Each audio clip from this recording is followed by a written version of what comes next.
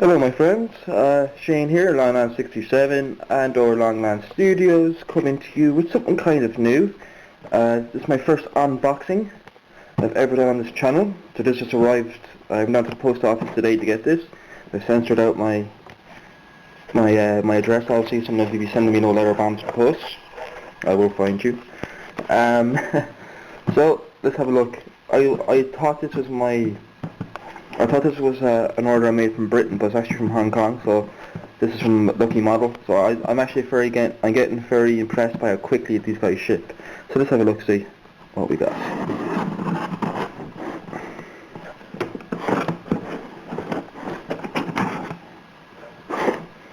Do this all one-handed. That's a bit tricky.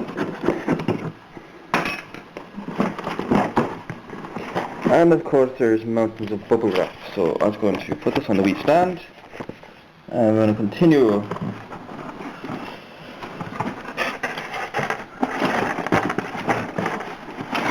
Oh nice. So, look how we got, shall we?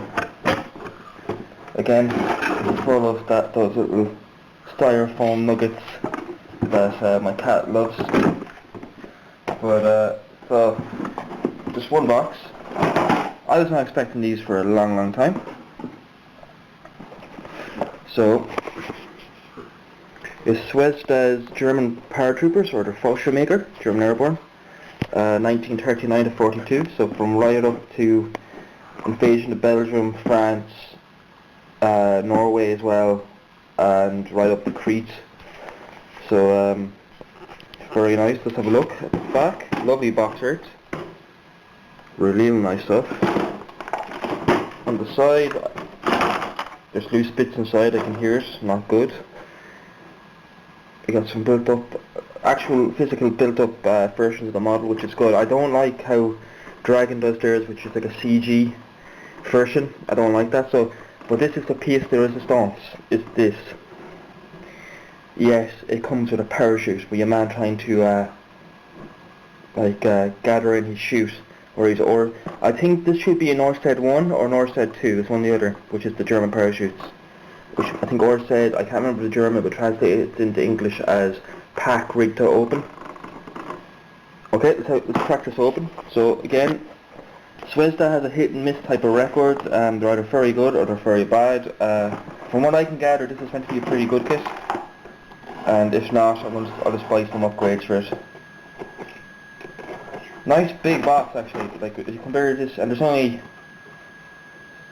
5 figures in it, so obviously the large box is actually due to because of the parachute must be bloody huge.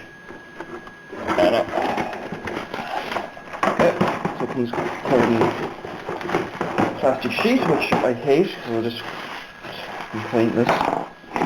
Okay, let's crank this bitch open.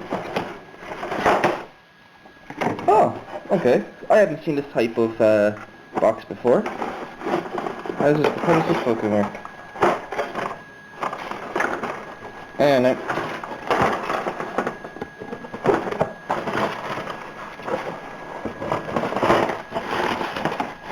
that's weird. Okay, this is actually completely sealed in.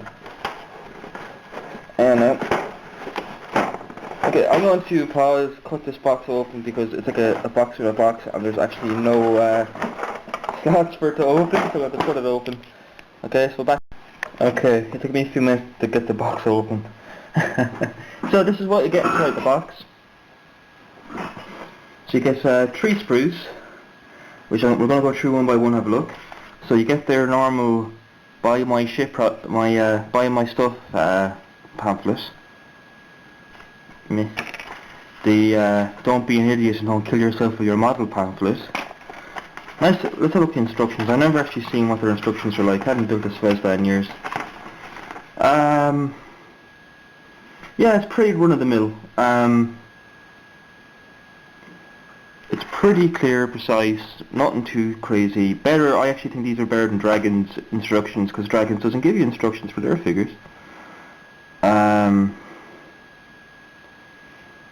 So yeah, okay, looking good. I'm just having the instructions for the parachute are pretty clear and precise. So constructing that parachute is going to be interesting. We get a basic paint guide for Humbrol colours. So you're going to have to go to your paint conversion tables to find one relevant to your paint. To be honest with you, I prefer they give us like paint colours other than bloody model or Mr. Colour stuff. I kind of get sick of looking at. So that's it's just a small pamphlet. We get some twine for the shroud lines from the parachute from the Orsted 1 or 2, which I'll talk about in a minute. So 2 of the 3 sprues are the Orsted. I think this is Crete would be Orsted 2, I think, or Orsted 3. The Orsted is their parachute, very unique in the fact that, have you ever seen the footage of the Fallschirmjäger deploying from their Ju-52s? They jump head first out of aircraft. They don't jump like in Band of Brothers leg first. They jump head first. They dive out of the aircraft, spread eagle like. Very scary way to leave an airplane. But the reason for that was their parachute, the Orsted 1, 2 to 4. For it to open, it was designed to jump on low altitudes. So you had to jump head first to make sure that the shroud line was pulled. There was no control on these parachutes. The operator was meant to control the parachute by moving his shoulders. That's where the control lines were. They were behind your shoulder blades, and you were meant to move your shoulders and swing your legs to try to change your position. So a lot of time when they fell, it just fell. So that's just, they weren't a good parachute, but the only good thing about them, or the only advantage to these type of chutes, was that you could jump from incredibly low altitudes up to 100 feet. So the Fallschirmjäger would prefer to jump low so they wouldn't get scattered. And because of that, they jumped with no equipment.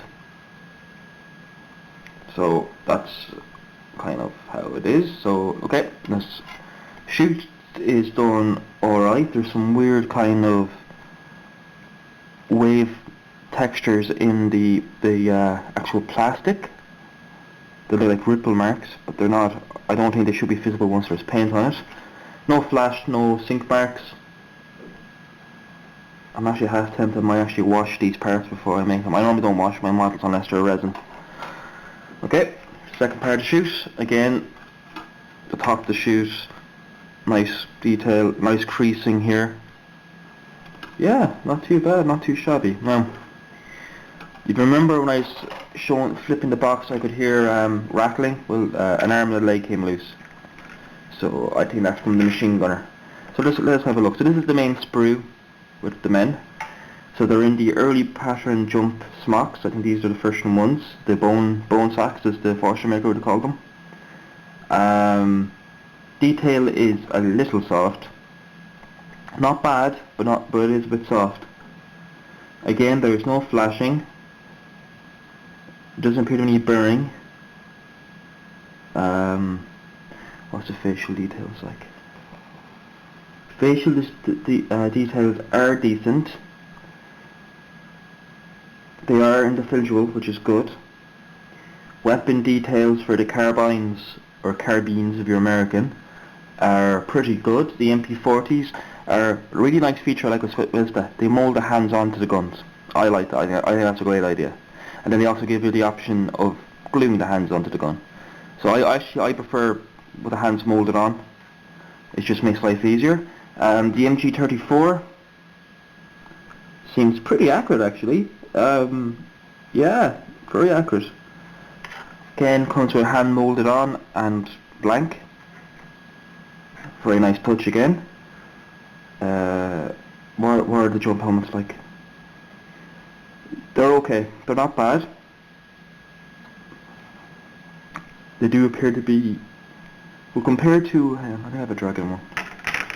Just bear with me for a minute, chaps. I've raided my Fallschirmjäger spares box to have a look, see.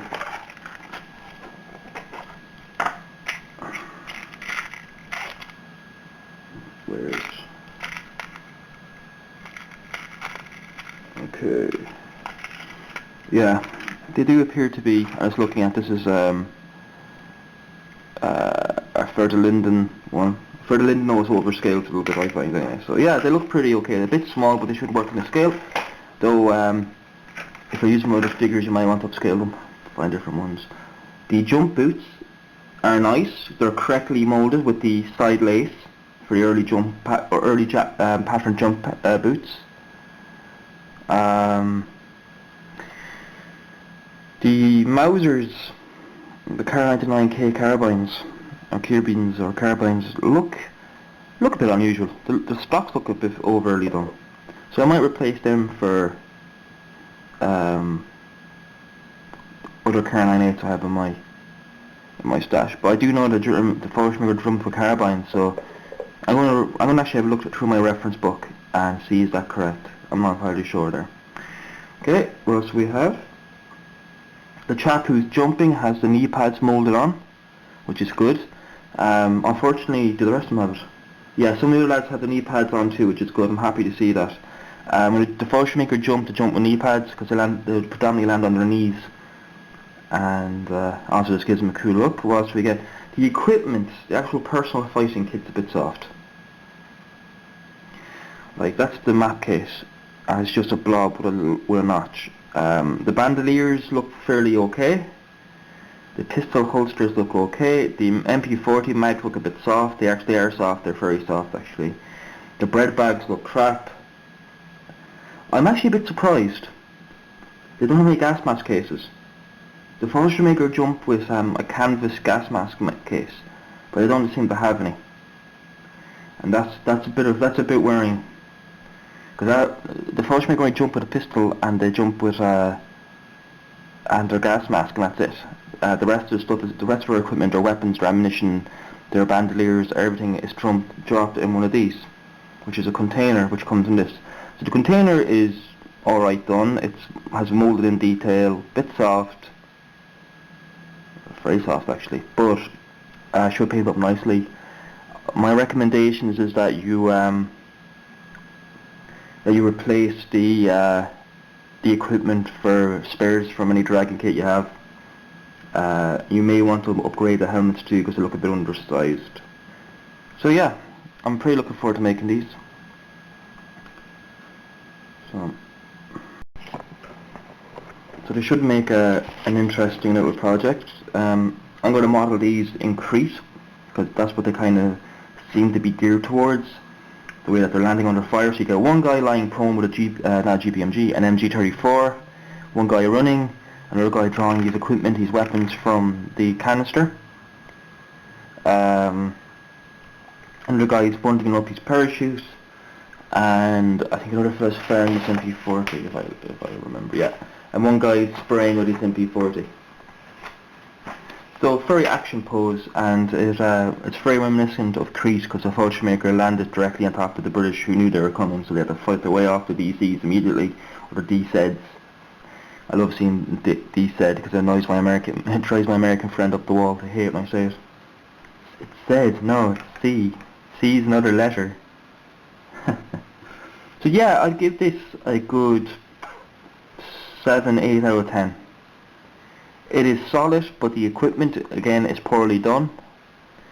And I think the helmets are underscaled and the weapons seem a bit overscaled. But again, any Fallschirmjäger or any German model maker will have a spares bin with plenty of German weapons. The MP40s look pretty well done. The MG34s look very well done. And it's a very solid kit. I really enjoy it. And because it was lashing rain when I went down to the post office, and I got soaked, I thought I'd treat myself to one of these bad boys. So the things we do for a hobby. So I'm going to be working on them in the near future, not for a while yet, and I might try to make a small group or buddy build out of that if anyone's interested. Again, with the with the airborne paratrooper group build, give us a shout, or even just a buddy build. No real deadline to it, just a timeline, as in like a start date, and that's it then. You know what I mean? I'm not going to play, there's enough group builds going on and enough people under pressure. So if anyone's interested, let me know. I think Cohen said he might use the time, which would be deadly if he does, because I don't think I'm going to be able to deal with that B-17. It's a little bit too much for me, but figures are my thing. I'm also doing a tutorial on painting a Roman soldier from Imperial Rome, I'm doing this in a slightly different format. I'm actually going to be taking pictures and narrating over it. It might actually prove to be better. And I'm also going to have a competition for my 200 subscriber competition. So, yeah, watch this space, my friends, and there's going to be plenty more videos coming up. I'm going to transfer all my stuff from the other channel onto this channel because the other one is just not taking off, and like, I already have a presence on this channel and it seems kind of silly to throw it away with the other one. So okay, that's what we're going to do. So, actually just noticed a little bit of history here. It's literally a paragraph. On May 20th, German paratroopers landed on the island of Crete, occupied by British soldiers, but there was also New Zealand soldiers there and Australian. It was the start of Operation Mercury, one of the most famous landing operations during World War II in order to capture the airfields and artillery batteries. Approximately 2,000 paratroopers landed in intervals of 15 minutes. 2 out of 3 parachutes in every batch were containers with weapons and supplies. So yeah, a nice little history. I didn't notice that at the time because it's printed in such small letters. Anything else there? No. So that's really it.